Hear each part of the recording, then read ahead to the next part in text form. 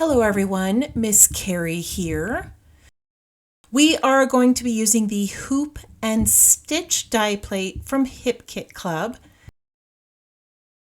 This comes with a hoop shape, a pin, and a full panel of pre-pierced holes that makes stitching on paper easy. From my crafting stash, I have also brought in some embroidery floss. I'm using a standard 6-strand cotton floss.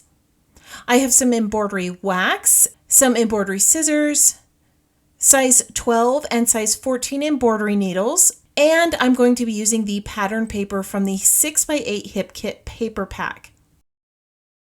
These are perfect for card makers who don't want to cut up their 12x12 patterns.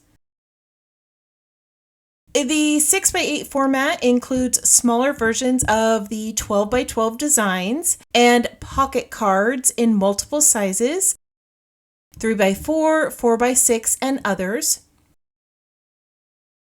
There are also 3 printed pages of images, icons, labels, phrases, and tags.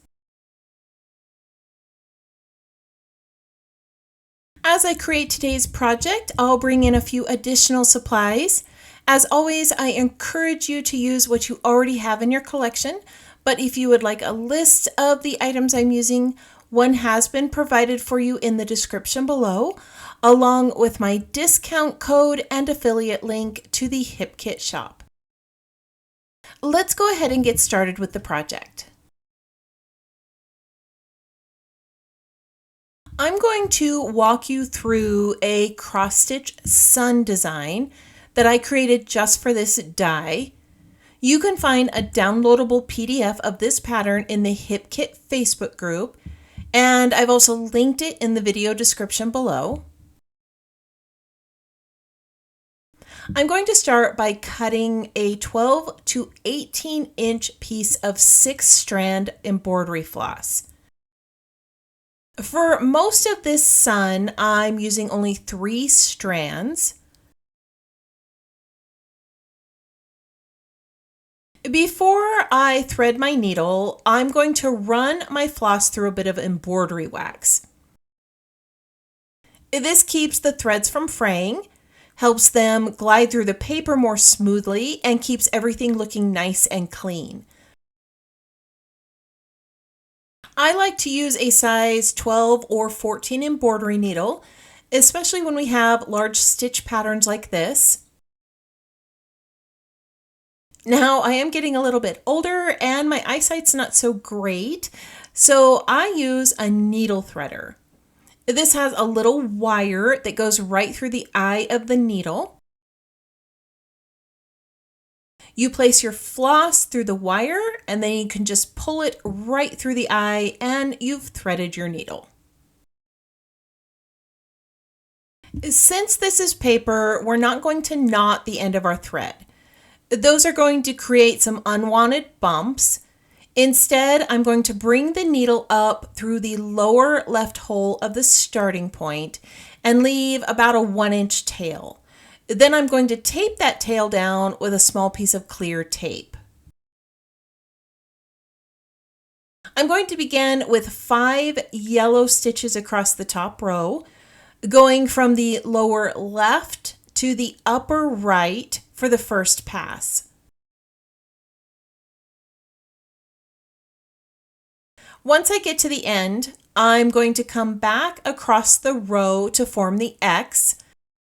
For those of you who are left-handed, you might go in the opposite direction.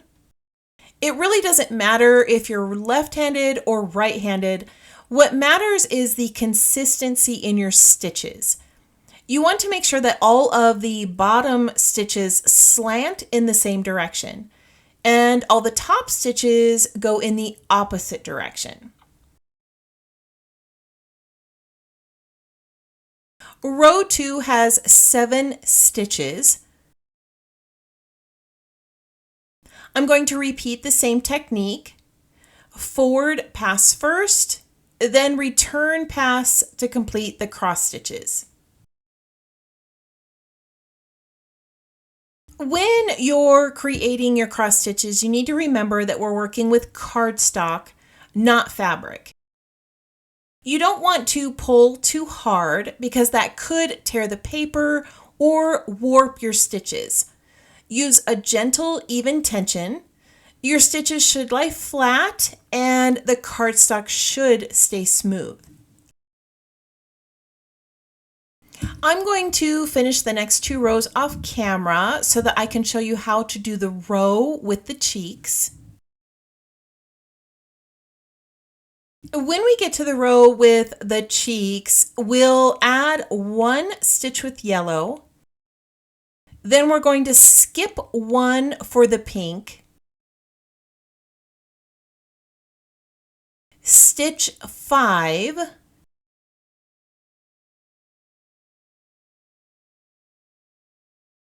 And then we're going to skip another for the pink and add 1 more yellow. When you go back across, you're going to skip the same spaces where the pink stitches are going to go.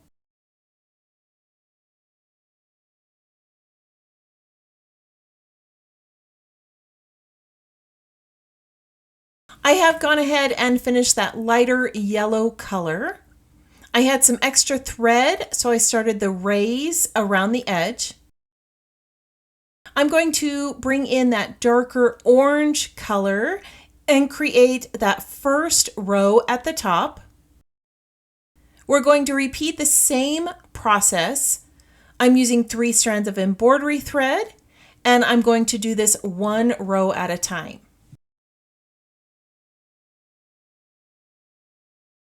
I'm going to finish adding this dark orange stitching off camera, and then we'll work on the sun rays.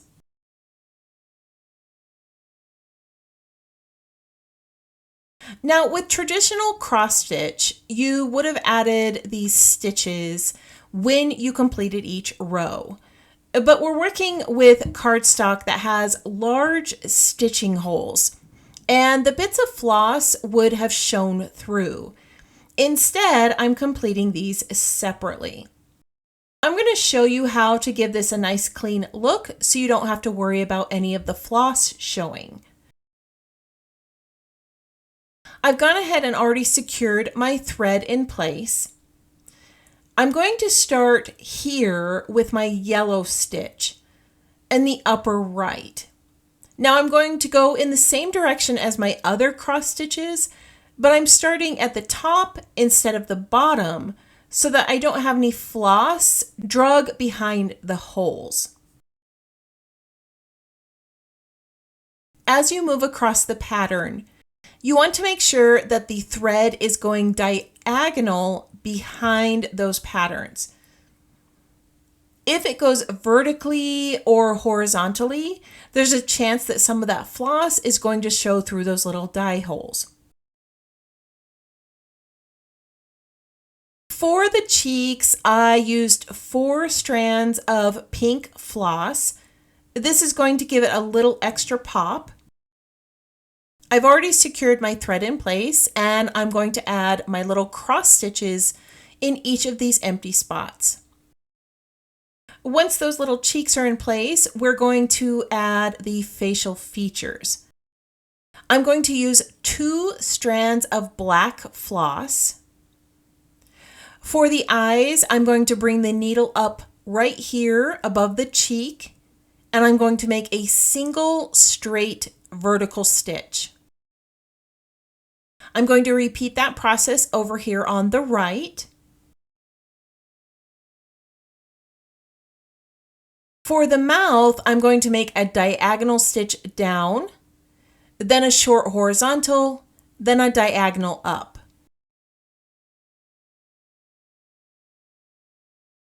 If you loved this technique, I do have 2 more embroidery patterns for this hoop die, a flower and a butterfly. A PDF printable version of these patterns are going to be available for download in the HIPKIT Facebook group. I have added the link down in the description below.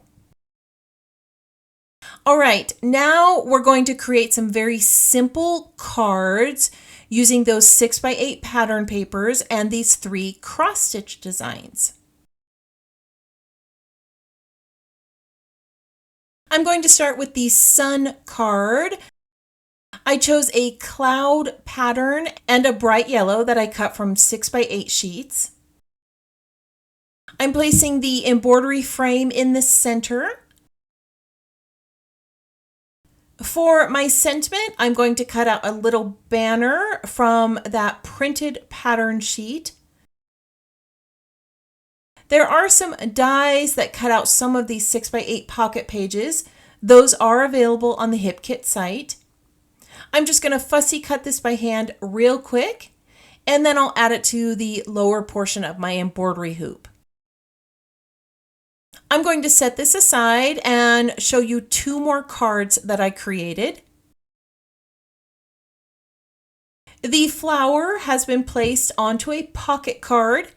This had a white strip across the bottom, so I covered it with some pattern paper. I placed this card panel onto some gray pattern that I cut at 4.5 by 5.25. The embroidery hoop was adhered with some foam tape, and I added the little pin at the top. I'm placing a die cut flower in the upper left corner. Over the top of the flower, I'm going to add this little sentiment that I cut from the printed 6x8 page. Now the red flower on here doesn't quite match the other elements on my card, so I'm going to bring in a little purple puffy sticker and layer it over the top. For my final card, I adhered 2 embroidery hoop die cuts together, and I'm going to layer them in the center of these pattern papers. I'm going to adhere my butterfly design over the top with some double-sided tape. To finish off the card, I'm going to add a little puffy sticker sentiment that says sweet. So here are the 3 finished cards. Each one was made with the same die set, but with different stitching patterns and paper combinations. I hope this inspires you to try combining embroidery with your card making projects. These designs are simple enough for beginners, but the results look so polished and unique. I'd love to know in the comments which stitch design is your favorite. Will you try this technique on a scrapbook page or stick to cards? I want to thank you for joining me today.